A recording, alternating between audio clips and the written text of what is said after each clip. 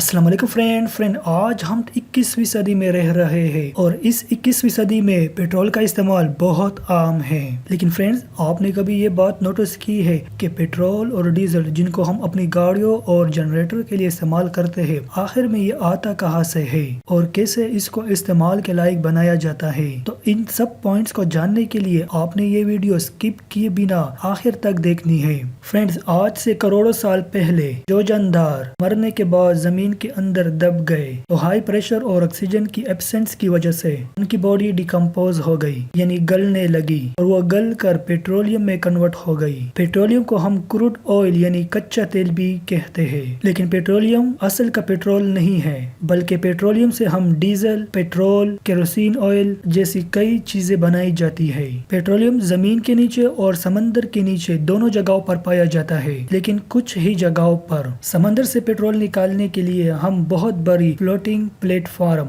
یعنی تیرتی ہوئی plate form بناتے ہیں اور اس کو ایسی جگہ پر لے جاتے ہیں جہاں سے ہمیں پیٹرولیم نکالنا ہے، اور پھر اس فلوٹنگ پلیٹ فارم کو وہاں پر ہم مضبوطی سے زمین کے اندر پنسا لیتے ہیں تاکہ یہ فلوٹنگ پلیٹ فارم یہاں وہاں موو نہ کرے. اور پھر اس پلیٹ فارم پر ہم بہت بڑی ڈرلنگ یا بورنگ مشین لگا دیتے ہیں، اور پھر اس مشین کی مدد سے ہم سمندر کی سطح میں اتنی گہرائی تک ڈرلنگ یا بورنگ کرتے ہیں جب تک ہمیں پیٹرولیم نہ مل جائے. اور جب ہمیں پیٹرولیم مل جاتا ہے تو ہم اس کے اندر پائپ اور پمپ کا سسٹم فیڈ کر لیتے ہیں، جس سے ہمیں لگاتار پیٹرولیم ملتا رہتا ہے. بالکل اسی طریقے کو استعمال کر کے ہم زمین پر بھی بورنگ یا ڈرلنگ کرتے ہیں، اور ایسی جگہوں پر بورنگ یا ڈرلنگ ہوتی ہے جہاں پر ہمیں پتا ہو کہ یہاں پر گیس یا تیل کا ذخیرہ موجود ہے، اور وہاں پر ہم پائپ اور پمپ کا سسٹم سیٹ کر لیتے ہیں جس سے ہمیں لگاتار پیٹرولیم ملتا رہتا ہے. اب ہم اس پیٹرولیم کو پیٹرول، ڈیزل اور کیروسین آئل میں بدلنے کے لیے ہم اس کو ڈسٹلیشن پروسیس کے لیے ریفائنری میں بیچتے ہیں. ڈسٹلیشن پروسیس کو سمجھنے کے لیے ہمیں یہ پوائنٹ سمجھنا چاہیے کہ ہر لیکوڈ کا اپنا بوائلنگ پوائنٹ ہوتا ہے، جیسا کہ پانی 100 ڈگری سینٹی گریڈ پر ابلتا ہے، اور کوئی بھی چیز ابلنے کے بعد لیکوڈ سٹیٹ سے گیسیس سٹیٹ میں کنورٹ ہو جاتا ہے، یعنی بھاپ میں بدل جاتی ہے.